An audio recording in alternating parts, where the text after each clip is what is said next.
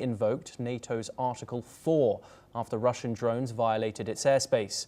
This has been announced by Prime Minister Donald Tusk, and the move calls for urgent allied consultations to coordinate a collective response amid rising regional security threats. Article 4 allows any NATO member to request talks when it believes its territorial integrity, political independence or security is threatened.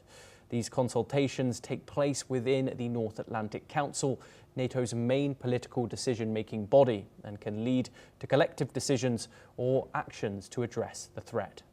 We're now joined by Major General Shashi Anthana. He's a former additional DG Infantry and Global Defence expert. He joins us live from New Delhi. Thank you very much for joining us, Major General, here on the programme. Of course, this has been a significant development coming out of the east of Europe. Russian drones in a NATO country. Do you think the reaction of invoking Article 4 is required, and could there be any possible escalation here? See, firstly, as far as the news itself, Russians have not accepted it or owned up that they have attacked Poland. If I have to put a military sense to it, it just doesn't make sense for Russia to attack Poland by any stretch of imagination. For the simple reason, because they have still not fulfilled their aims in Ukraine. Starting a new front, and that too with NATO and that too with Article 4 in place, may not be a militarily beneficial step by Russia. So it makes little sense. Now let's take the past precedences. Earlier also Ukraine has tried to get NATO involved. If you recall, even President Zelensky's first meeting with Donald Trump, he had mentioned that you are trying to get everybody into war, you are trying to get everybody into Third World War. Now, match it with the situation on ground. Ukraine is under tremendous pressure.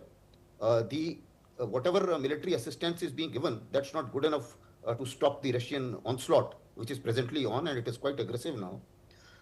Ukraine has few choices. They have tried these things in past also,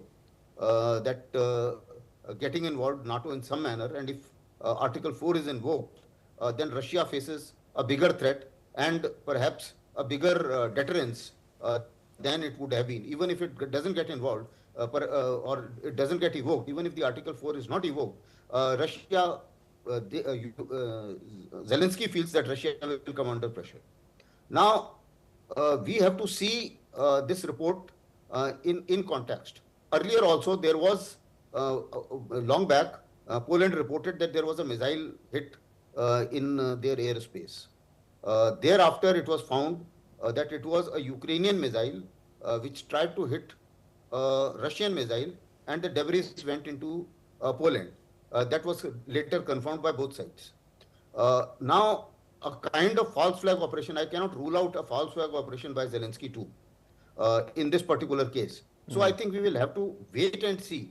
As far as Poland is concerned, if Ukraine is under pressure, certainly Poland also feels threatened.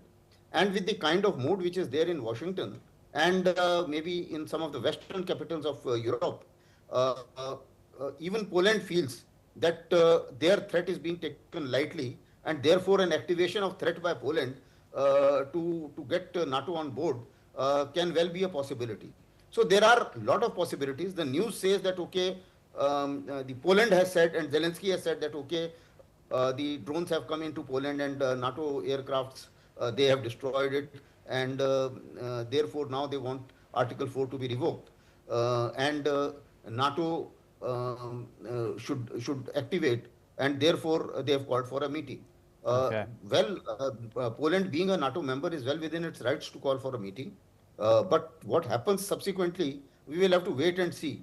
Because till now, I don't think anybody has been able to establish that it was a Russian drone. And I don't think they have put any evidence, not to my knowledge, which says that there was a Russian drone and the trajectory was from Russia and not from Ukraine.